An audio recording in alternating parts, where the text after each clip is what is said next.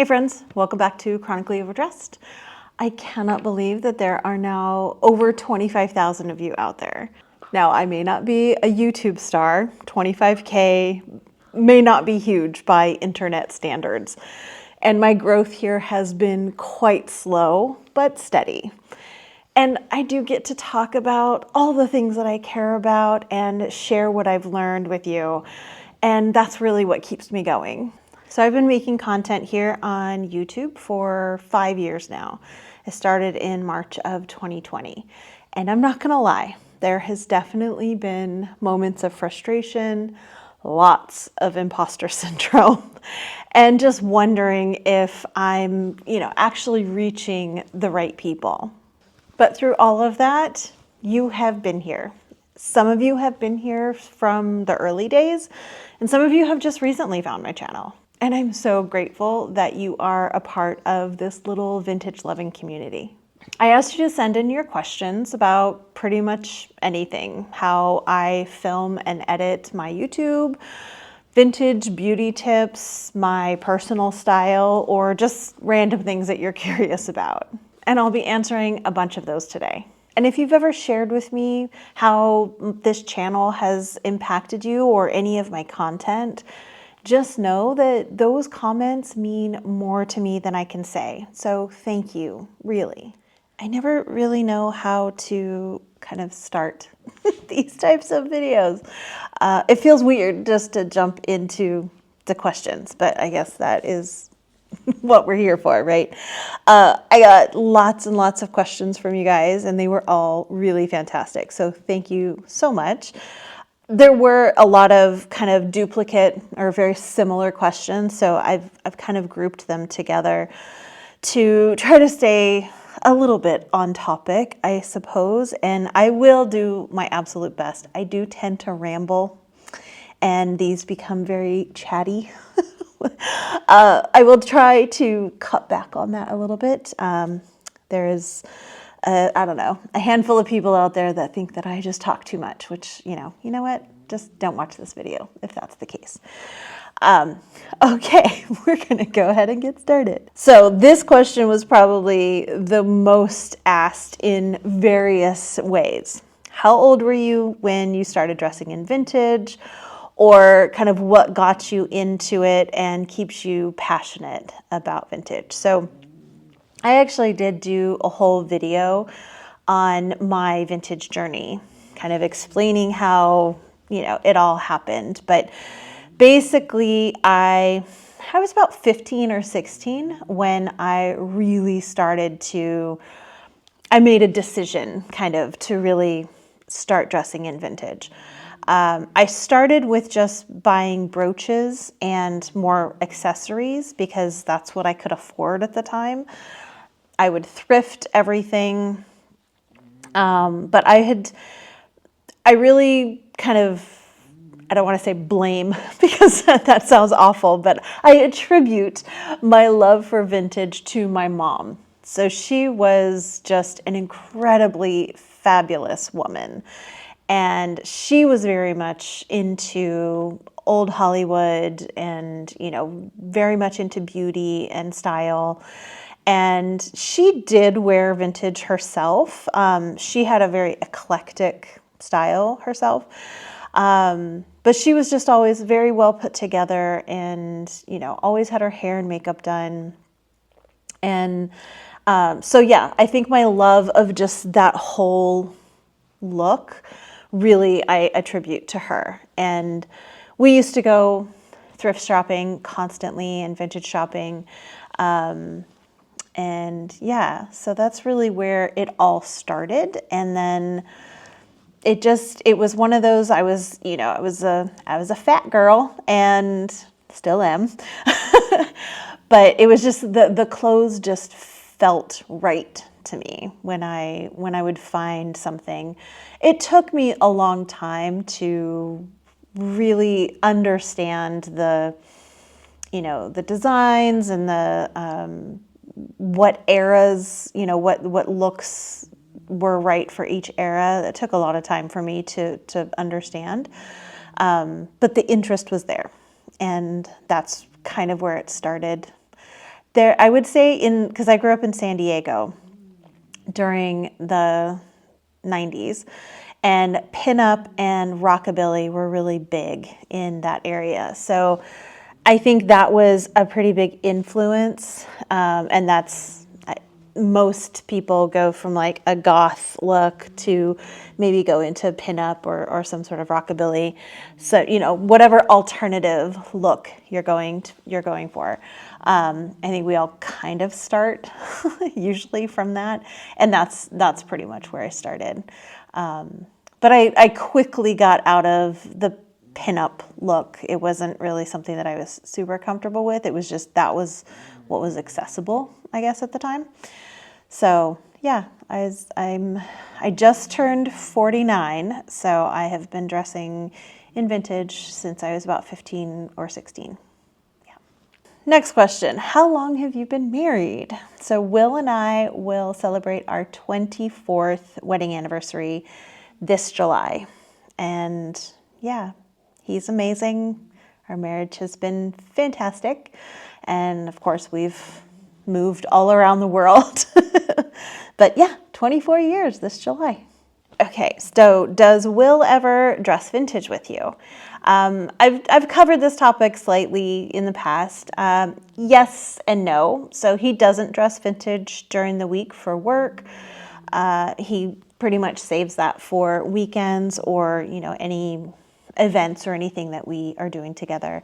He's very interested in dressing vintage, but his work just hasn't really afforded that to him. He doesn't want to wear it at work. It's just not the right place for him. But he's very interested in it, and I think once he retires, he'll probably want to go more into vintage, definitely, which would be great.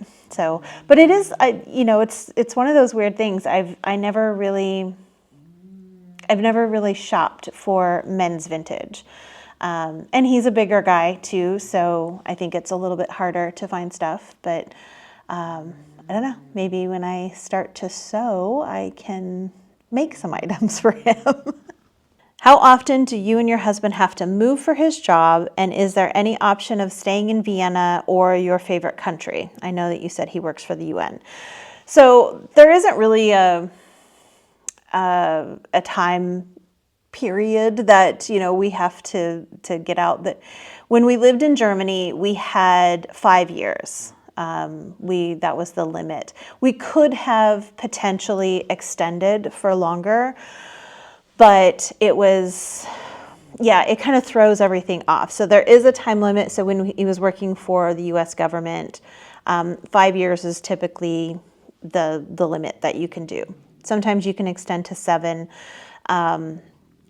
But if we had extended, then he would have missed out on kind of the next cycle of where we would have gone. We wouldn't have known where we were going to end up. So at the time, it was Hawaii was opening up, and so we just took that, knowing that we only had to be there for 2 years, and that was the minimum.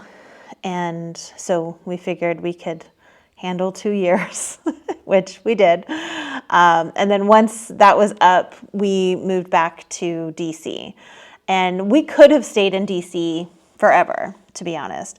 But he had really been working towards this job with the UN. And so that came up, and so we left. Now with here, he's on 2-year contracts that just get re-upped every 2 years. And technically he has 7 years that he can stay here. But some people do get extended to 9. Now he has about 9 years until he retires. So we are hoping that we can just stay here until he retires. And then the plan is to retire in France. We're planning on buying a house in France. We are working on figuring out where we're going to move, and we're actually going on a road trip in a couple of weeks to check out a few areas of where we might want to end up.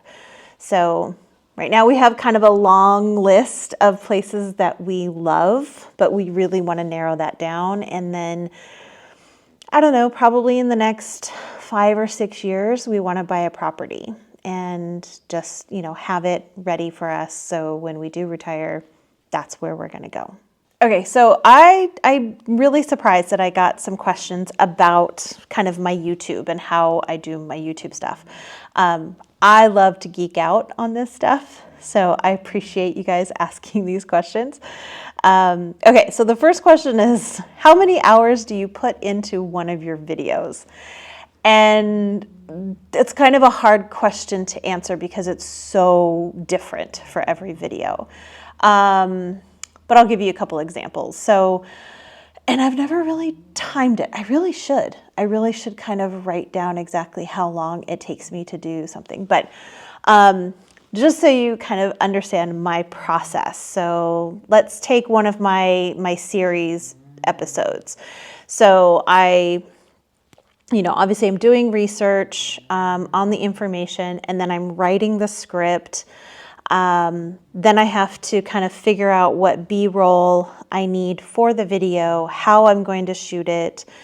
And that could be, I don't know how many hours. And it takes me days. It takes me days and days and days to do all that. And then actually shooting the video,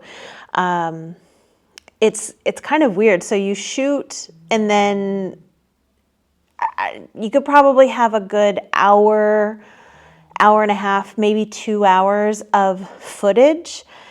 And then that gets condensed down into like 20 minutes with all the edits and everything like that. So yeah, it's a long shooting time, and then you edit that down. And the editing takes quite a while as well, especially when I have a lot of B-roll, so other videos or images or anything like that are going into the video as well.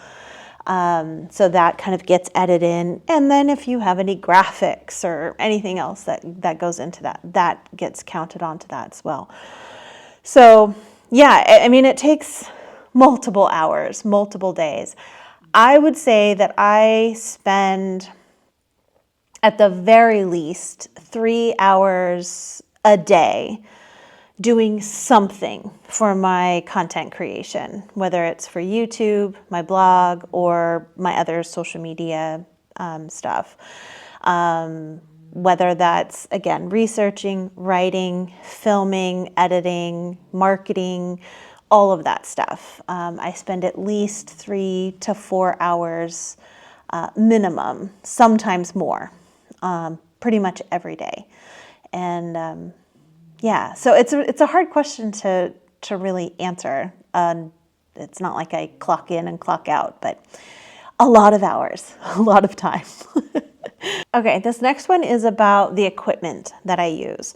I would love to know more about the equipment you use for filming. I love the way your videos look, and I would like to start filming some things, but every time I start looking at how to do it, I feel completely lost. Totally understand you, and thank you for enjoying the way that my videos look. So when I first started, I just started using my iPad and my iPhone. And I continued to use my iPhone up until, I don't know, maybe 6 or 7 months ago. And that's when I invested in a new little camera. It's called the Digi Osmo Pocket 3. And I love this thing. It works really well for me. It gives a really good, crisp video. It also does photographs. You can do slow motion and I think time lapse as well.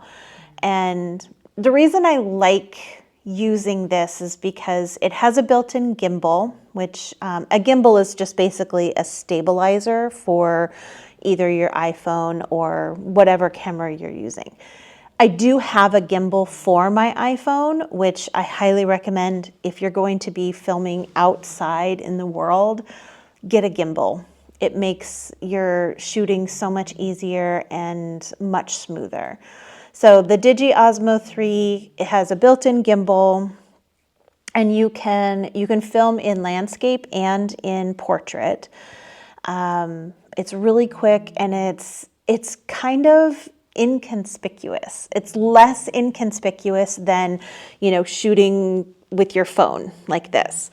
So especially if I'm out in public, I like using this because most people don't even realize that I'm filming anything, or they just don't know what it is. So it feels much more comfortable for me. And it has a good screen on it, so I can see what I'm filming. I can see what I look like when I'm filming, and and you can go back and forth. There's no like front camera and back camera. It's the same camera. It just swivels around, which makes it very consistent with the filming. The thing I hate about the iPhone is in order for you to see yourself, you have to film on that front-facing camera, which sometimes is just not the best. The back camera is the better option, but you can't see yourself. And I need to be able to kind of see, if I'm in frame, and I don't know, it just helps when you're talking too. Even though I'm talking to myself, it looks like I'm talking to myself. It kind of helps me in that regard. But if you are just starting out, absolutely, just use your phone. The cameras on the phones are spectacular. They work really well. You don't need any kind of specialty equipment. The only things that depending on what you're shooting and how you're doing it, and if you're indoors, if you have natural light, you may need some lighting, but like a ring light or maybe a box light if that works. But for the most part, if you're close to a window, that's really all you need. You don't need specialty equipment. And again, up until just last month, really, I was editing everything on iMovie, which is free and built into the Mac program. I had been saving up for a year and I just bought Final Cut Pro, which is this, it's still a Mac product, but it's much more advanced. And I was really wanting to be able to have a better editing process. And so I saved up for it, and I just bought that. So I've been working on Final Cut Pro now. I'm still learning it. Been working on that for a month or so, and I really like it. It's I've been working on iMovie, so it's similar to that, but there's definitely a learning curve, and I've had to learn. I'd have to stop and kind of look up things and how it works. But you can easily start with like the basic editing programs, CapCut, anything like that. So just use what you have. Get comfortable with it. You're going to learn so much along the way. Everything that I've learned, I wasn't taught any of this stuff. It was all self, I learned everything by myself. So yeah, just start filming and see what kind of style you like, and what your content's going to be, and yeah, have fun with it. I did get a couple of questions asking how Mildred is doing, so thank you so much for including her in these questions. She is doing fantastic. She is completely just taken over our lives, and we love it. I did get a question in regards to how we found her, saying, I'm fostering dogs, so I was wondering how you found Mildred, what organization you adopted her from, and how you're doing as first-time dog parents. We're not first-time dog parents, and what your routine with her is like. So we found her on, actually a friend of mine found her for me, but there's a kind of an online marketplace, almost like a Craigslist here, but it's better. It's called Willhaben. And the rescue group had put up a post about her on there. And so my friend Karen had seen that and she sent it to me. So the group that we got her from is called Hungry Dogs. And they are based here in Austria, but they get most of their dogs, they rescue most of their dogs from Hungary. So she was a puppy mill dog, and they rescued her from the puppy mill. And she was only in foster for, I think, a month, maybe a month and a half before we got her. So she's fantastic. Even though she was a puppy mill dog, I really do think that they cared for her really well because she's very healthy. Her teeth are spectacular, which for a pug is unheard of. She knows a few commands, even though I don't know how she knows them in English. But anyway, I don't know, maybe she's bilingual. Who knows? But she's really smart, and she's learned, new commands with us. And yeah, she's just an absolute doll. We think she's younger than they said. They told us she was about 5, and I think she's more like 2 or 3. She has very much like puppy energy. She's, and she's just super, super sweet. So, we've had pugs in the past, so we are not first-time dog parents. We've pretty much had animals our entire marriage. I've had animals my whole life, so has my husband. And we lost our last dogs. Harriet was our last one in May of 2021. She was our Cane Corso. And we had lost my previous pug, Fiona, just the December before that. So it was within a pretty short period of time that we lost both of them. And we knew that we were going to be moving here to Vienna, or at least we were hoping for that when that happened. So we decided not to get any more dogs until we moved. And we wanted to make sure that we were settled in and, we knew we were going to be here for a while. So that's when she came around, and we drove to Linz to go pick her up. And she did really well in the car.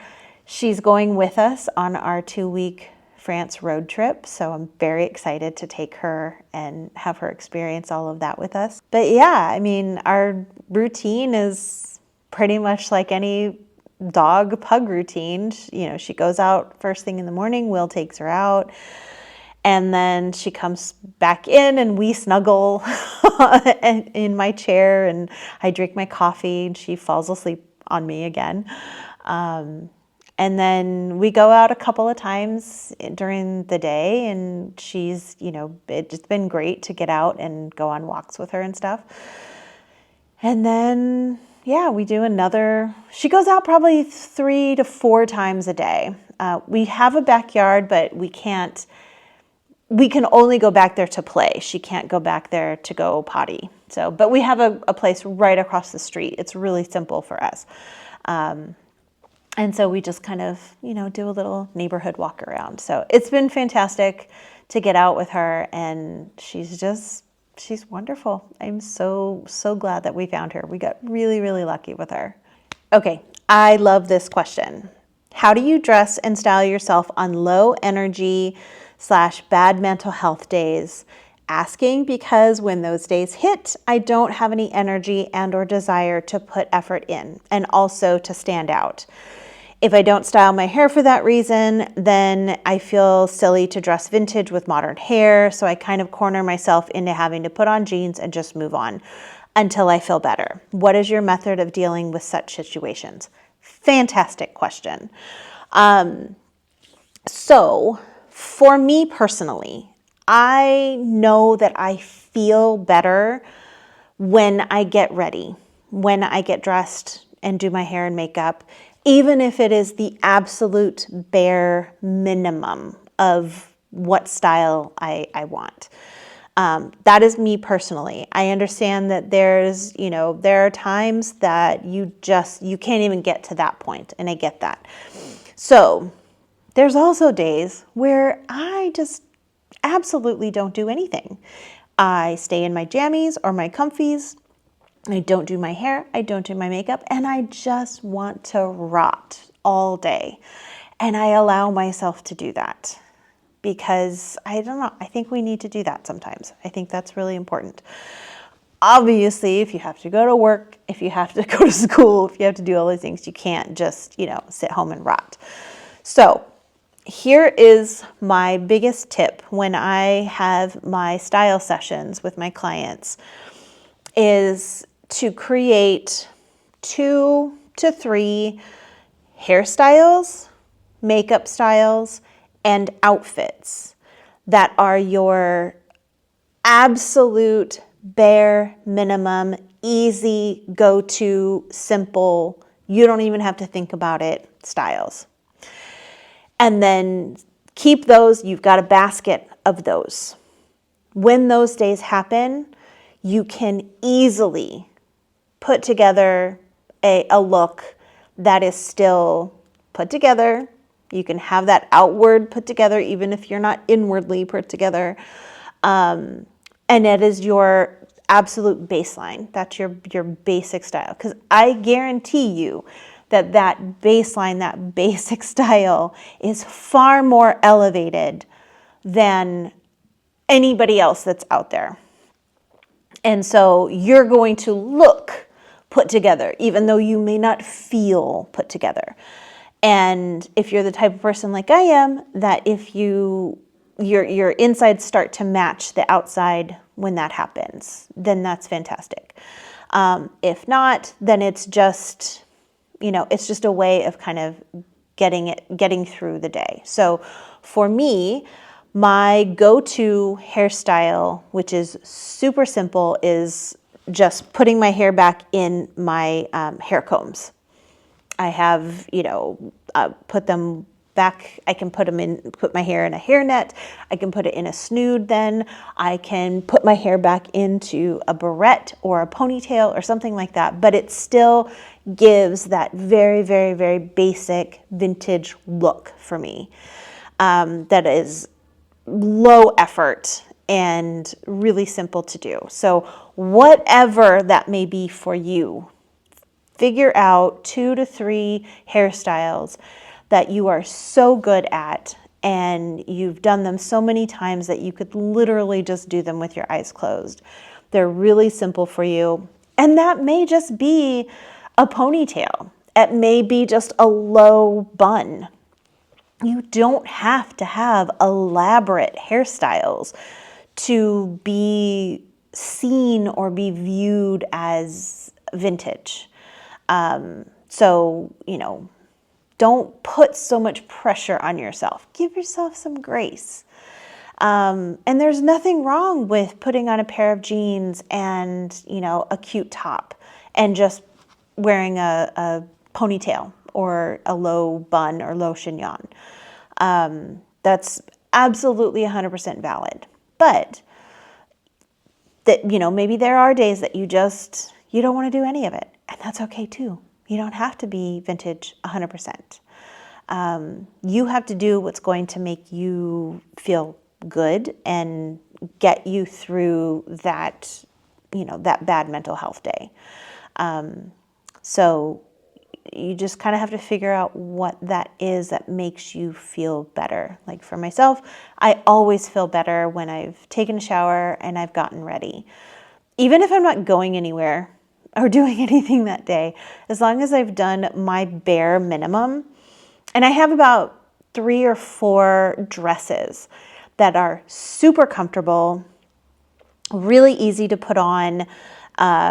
And just, I know that when I'm wearing those, I still look presentable. I still feel like me, but I'm also very comfortable. And I know that it's, way less effort than putting on something, a little bit more elaborate. So be kind to yourself, give yourself some grace, and just create a little, basket of hairstyles, makeup styles, and a couple of outfits that are just super cozy and comfortable for you. Ooh. she has something to say about this. Okay. Hey. Okay. Are you done? Okay.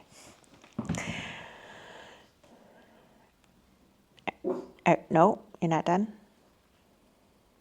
Okay. Okay, we're done. Okay. Where were we? Okay, do you wear vintage or vintage-inspired clothing all the time, or are there times where you only wear modern clothing? So I don't own modern clothing, aside from my like workout stuff or like a few loungy type outfits. Everything that I wear is vintage inspired or vintage. So I don't wear, like for working out, I just have, they're not yoga pants. They're kind of stretchy, but they're not tight. I do not like tight pants. And I have some t-shirts, so that's pretty much what I wear. If we're going on a long walk or something, then I'll wear that with Mildred.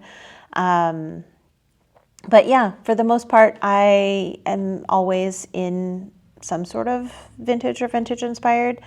I will say that this winter was a little bit of a change for me because we had Mildred, and because I was taking her out, several times during the day.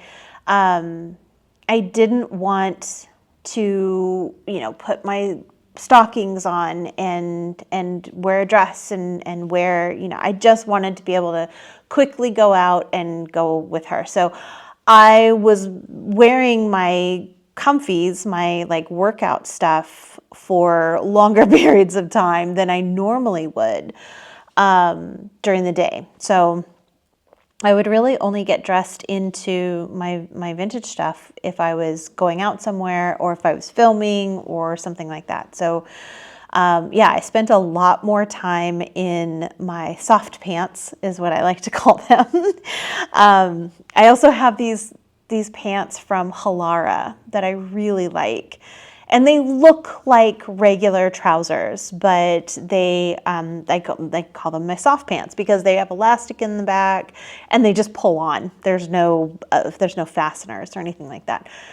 So I was kind of wearing those and just like a sweater a lot during the winter because I needed to stay warm and be able to just, take her out to do her business.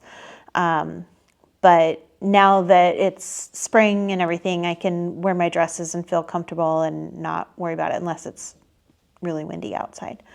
But no, I just don't have any modern clothing, anything that I would be going out in, to an event or anything. I don't have any modern clothing. It's all, I've been doing this for so long that it's all been switched over many, many, many years ago. What's your favorite coffee house? I really loved Café Raymond. So far, I kind of have two favorites. So before we moved here, my favorite was Café Sparrow. I love that cafe. It was featured in the movie Before Sunrise. If you have not seen it, please go see it. It's stunningly gorgeous. I love it. It's like your typical old Viennese coffee house. But then I found Cafe Gold Egg, which is fairly near the Belvedere, and it's still your typical Viennese coffee house, but it's a little bit more middle class. It's not as fancy. And the owner there is spectacular. She's wonderful and amazing, and I love her.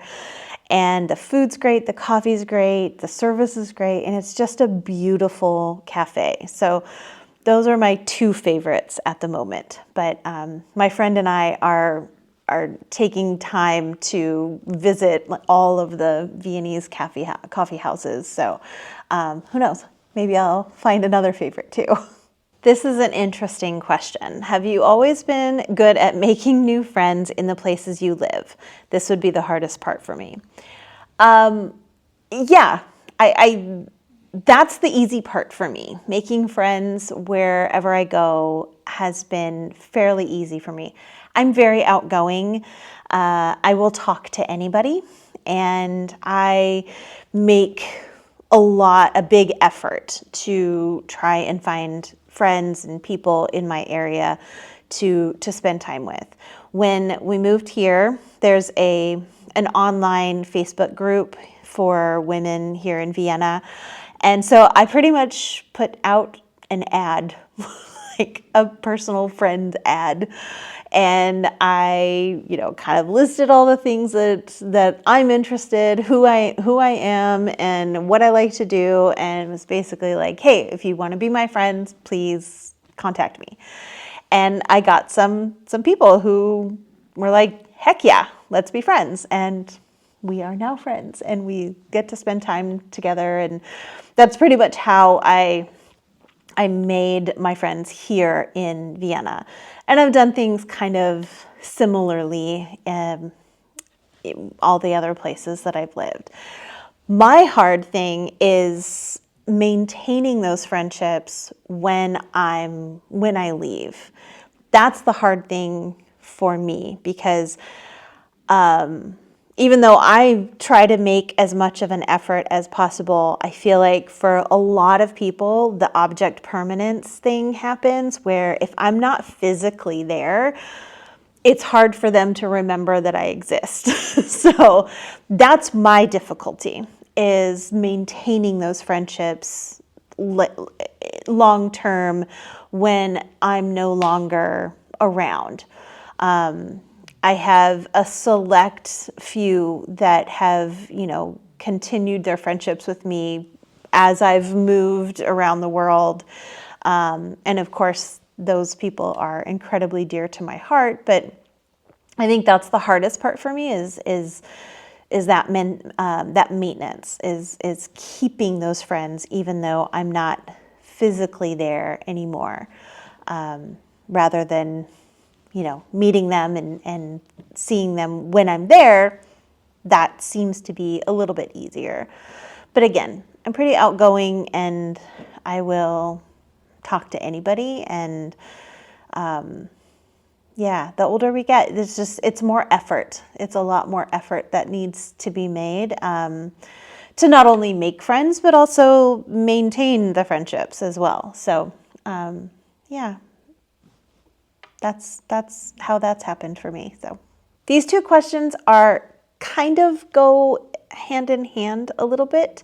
So I'm going to ask them together and answer them somewhat together. So the first is, have you noticed differences between American and Viennese vintage fashion? And then how has living over the pond changed your attire and other style choices? So I don't know if it's specific to Viennese vintage fashion, because I don't really see a lot of people dressed in vintage here in Vienna.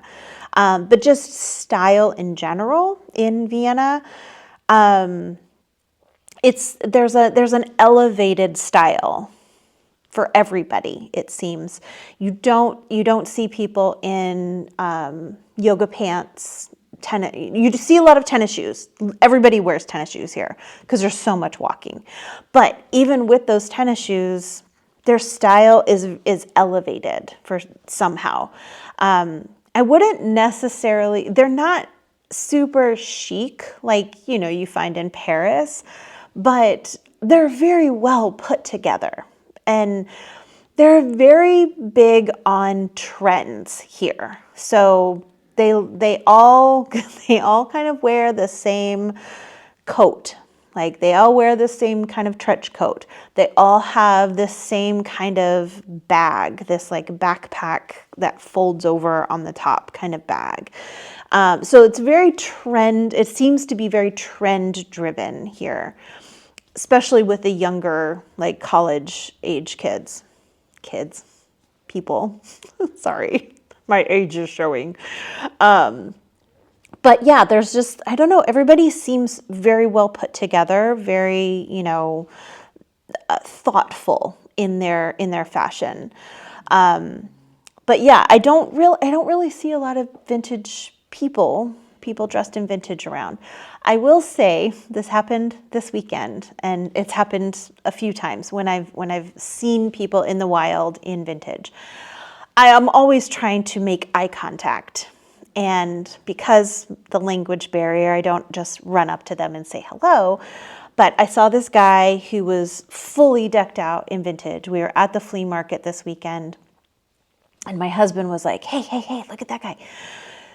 So I kind of, made an effort to walk around in his general vicinity. And I was, with my little golden retriever face, like super smiley. And he just looked at me and just like I didn't even exist.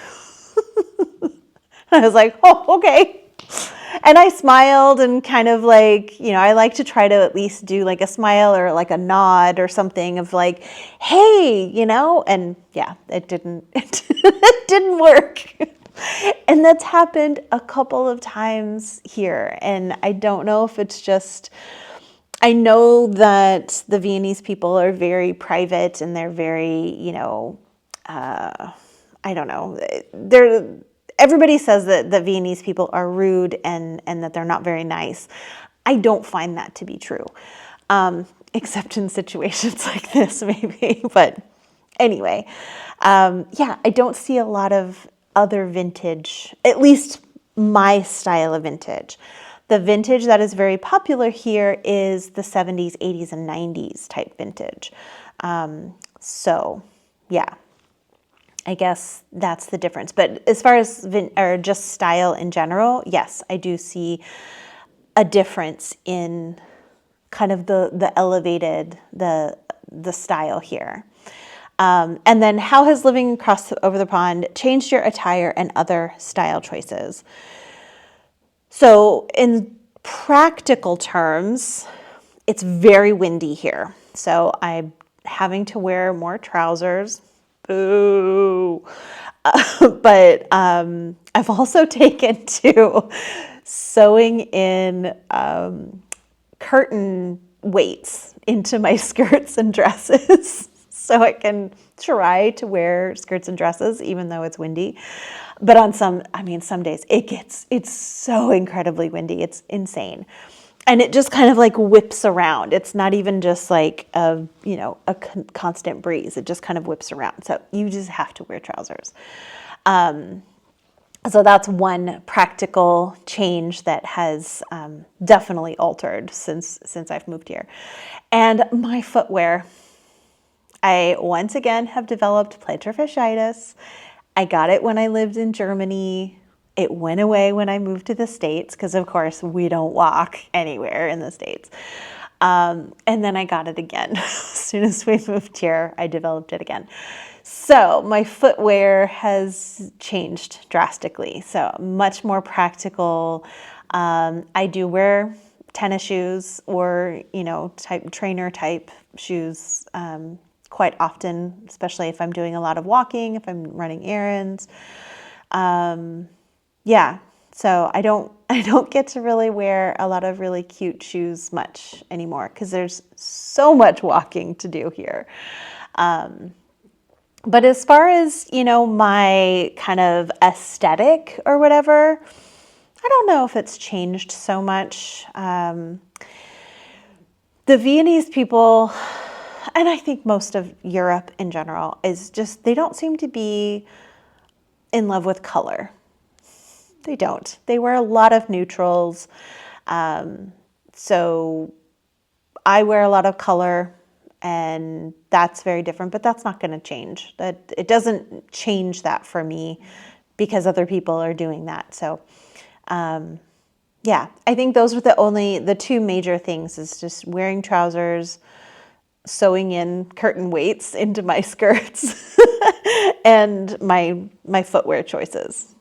This is a fantastic question. Do you ever feel insecure wearing vintage in public?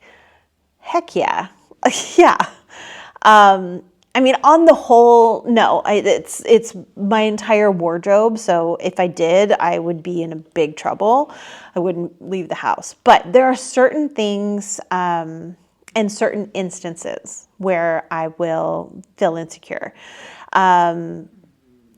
I can sometimes feel insecure while wearing a hat. Definitely. It's one of those things where I kind of feel I have to push myself out of my comfort zone. I want to wear hats every day. I want to wear a hat every single day. But yeah, sometimes it can feel a little uncomfortable, and I do get insecure about it. And there's definitely times where I've put on a hat, I've put on my outfit, and then I don't know, I start thinking in my head, like I start seeing my scenario out in the wild, and I'm like, oh no, I can't wear a hat. Like I'm going to be observed more than I want to that day, so I'll end up taking off the hat. And then the other kind of scenario is I will sometimes feel insecure when I'm going out with friends that don't dress in vintage. I'll admit that I do feel a little insecure sometimes. I feel like I'm too overdressed. And I know I'm chronically overdressed, and I get that, but yeah, especially if there's a kind of a group of us where they're all dressed in modern clothes and I'm obviously the odd man out. Sometimes, yeah, I can definitely feel insecure. And so I've found myself kind of, I guess, lightening up on the vintage, or yeah, and I hate to even admit that, because it's like I never want to dim my light to fit in, because obviously that's not what we do. But yeah, I've definitely felt that I should kind of dim things down a little bit to not stand out as much. So, but yeah, it happens, and yeah, it's just, I guess it's something that we all have to deal with.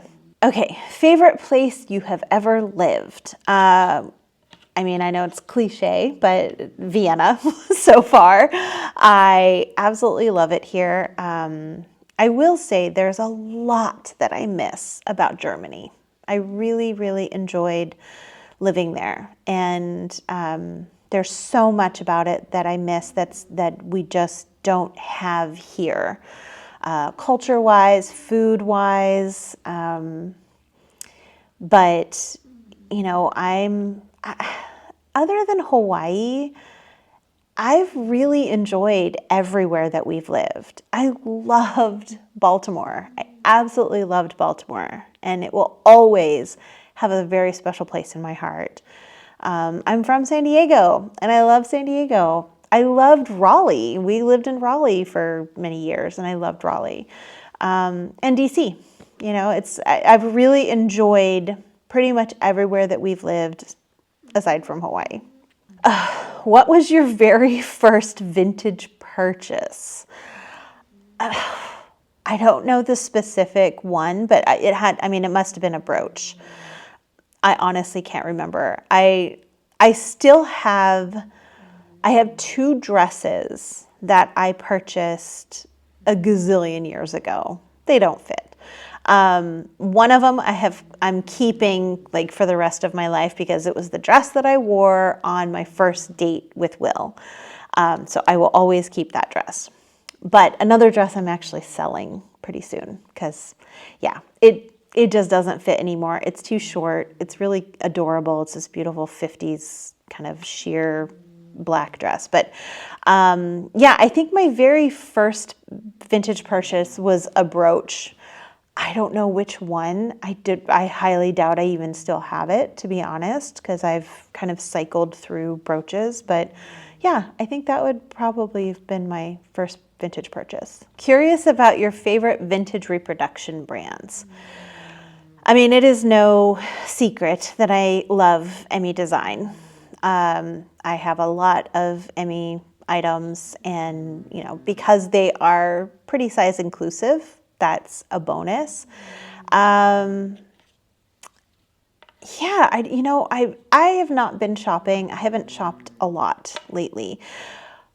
Even though it wasn't a vintage reproduction, we all know that I was obsessed with Ishakti, and this is an Ishakti dress. And I'm just absolutely gutted that they are no longer in business and that they went down the road that they did. Even though it was not a vintage reproduction brand, that really has kind of made the bulk of my wardrobe. But I love Emmy design. I do love the House of Foxy. I just wish that they were much more size inclusive. They're very, very select on what items they choose in their extended sizing. But I love their styles. I love the fabrics they use. Yeah.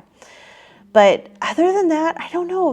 We've lost so many vintage reproduction brands, or they've changed really drastically. And but I'm not seeing any new ones come around, and I'm not sure.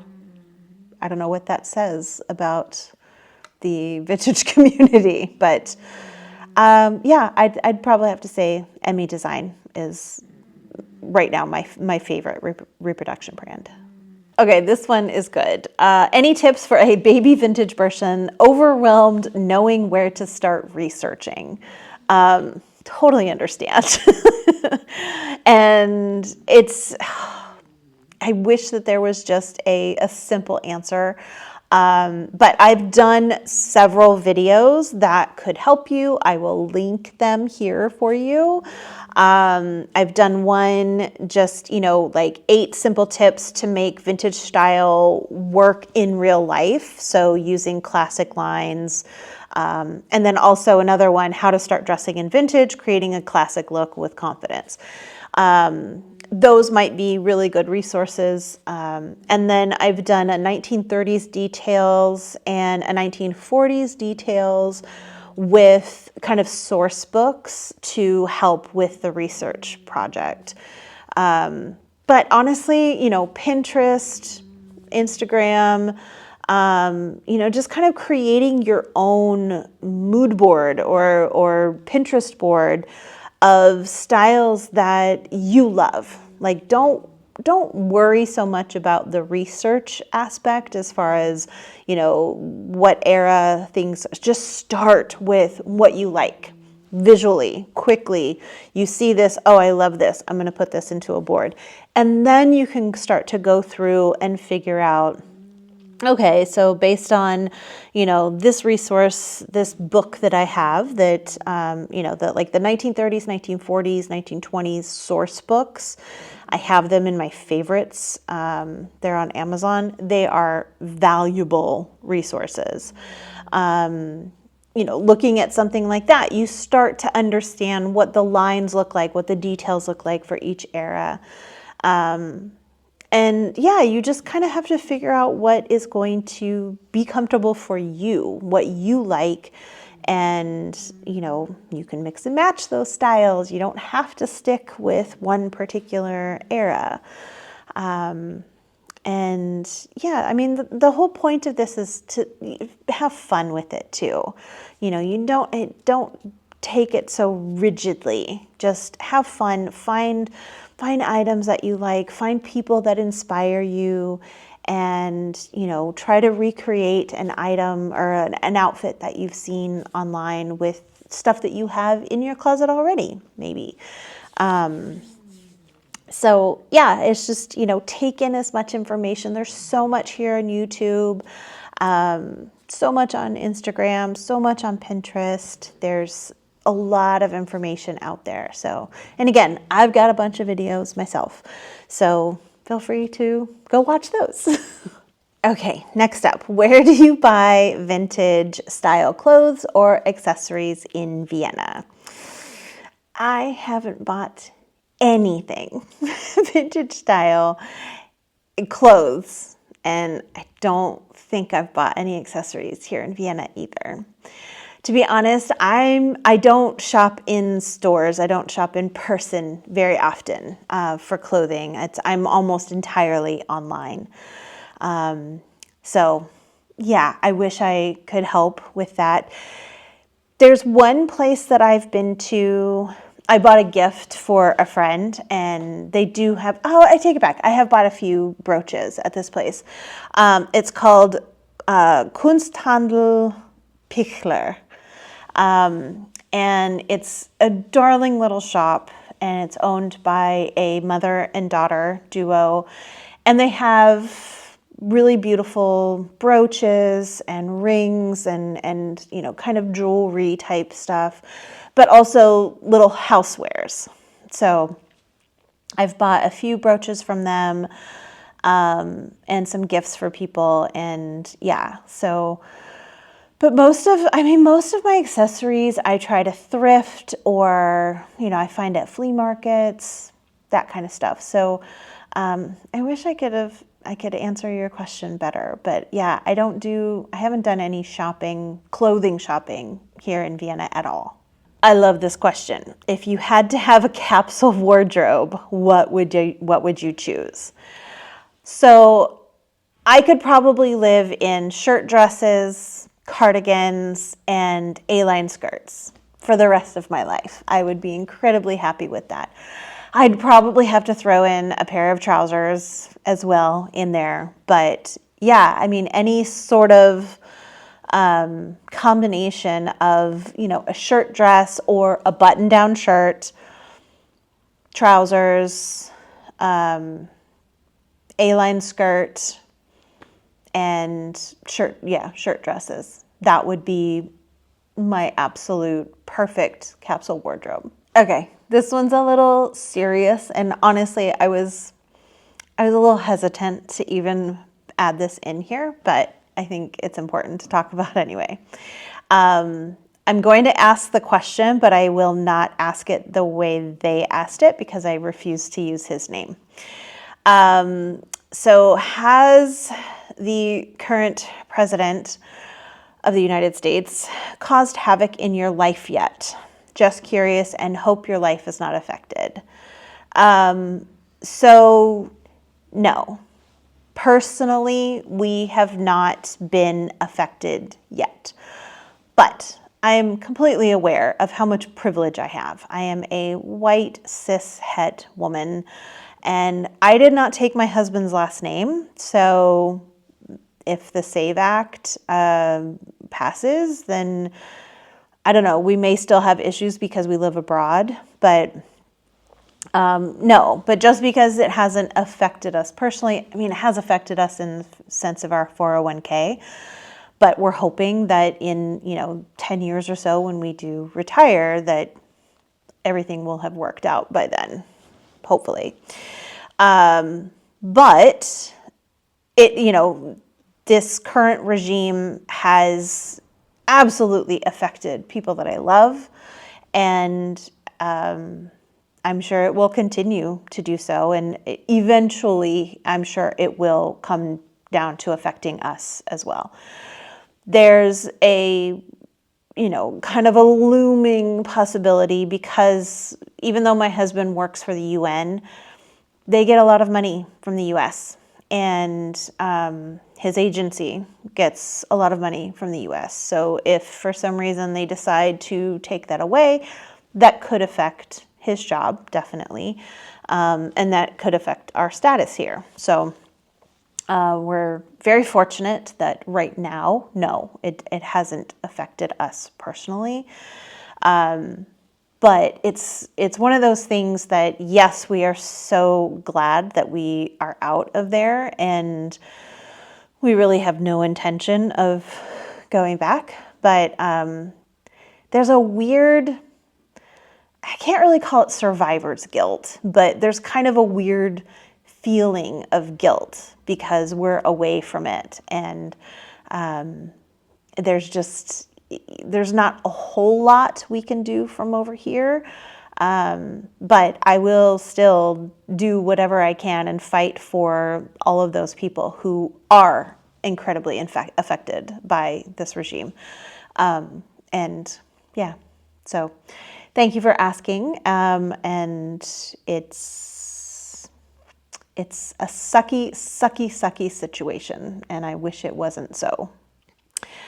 Okay, this one's interesting. So it's kind of a two-parter, I guess. How did or do you work out, or just sweaty, hello, perimenopause gals maintain their hair set? So yes, I do work out, kind of. So I hate to sweat. Absolutely hate it, and will do everything in my power to not sweat. So my workouts are very gentle, have always been that way. I do a lot of stretching. I do some weight training, but never to the point where I'm super sweaty. I love to walk, and I haven't found a place yet here, but I used to do aqua aerobics, which I adore. I love aqua aerobics.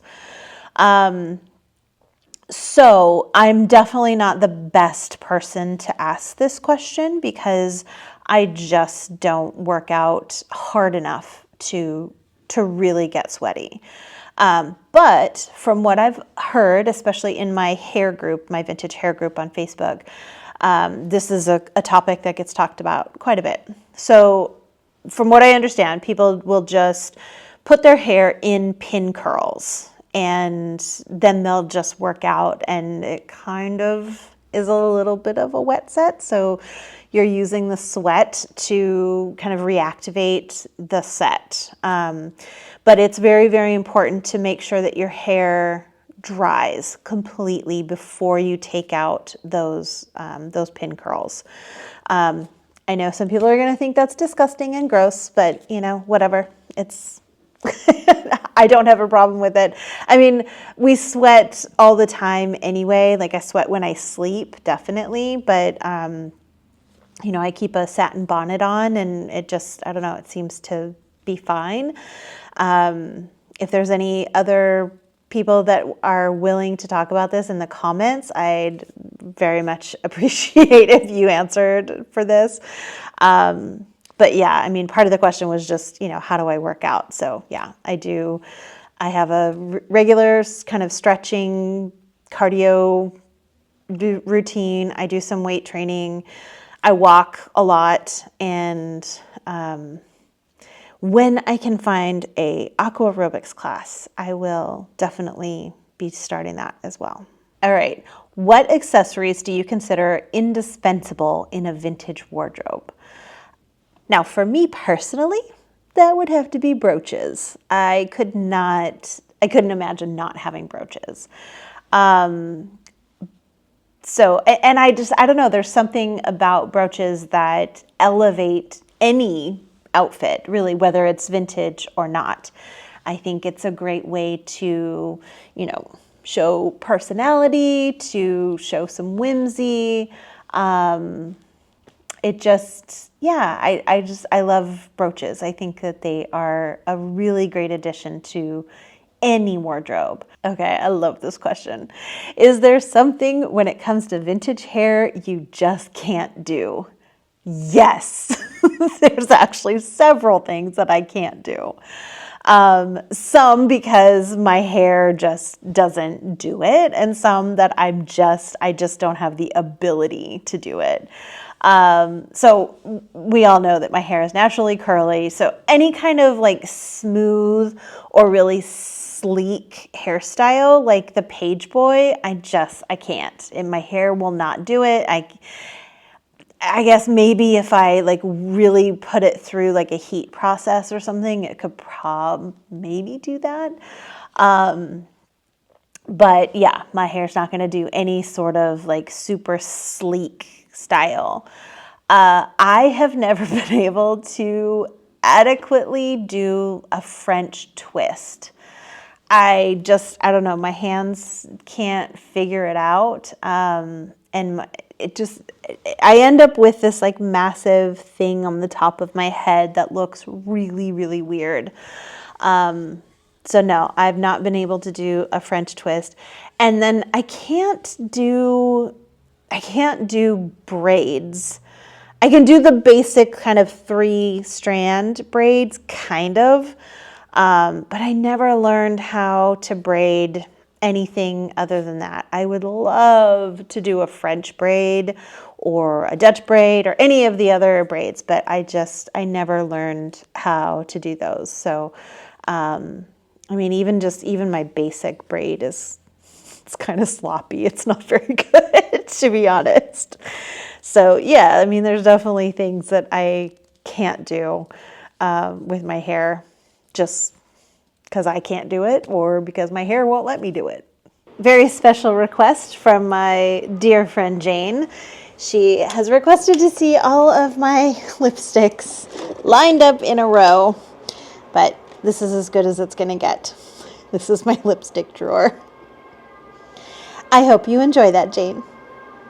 Well, that's it. That's all the questions I have. Thank you so much for everyone who sent in those questions. They were fantastic and really interesting what you want to know about me and my style and my channel and everything. So thank you all so very much for being on this journey with me and continuing to support me. I so greatly appreciate it. You guys are amazing and I love you all. Thanks so much for watching. I will see you very soon. Bye.